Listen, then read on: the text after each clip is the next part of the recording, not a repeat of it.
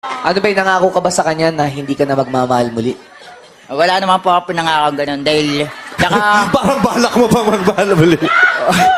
masarap pong magmahal kahit po madalas.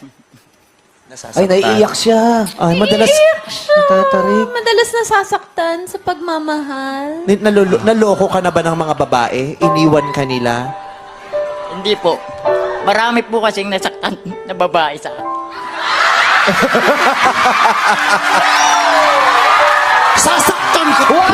Awa na ako nung simula eh! Bandang huli ako eh! Alam ko kung bakit nasaktan.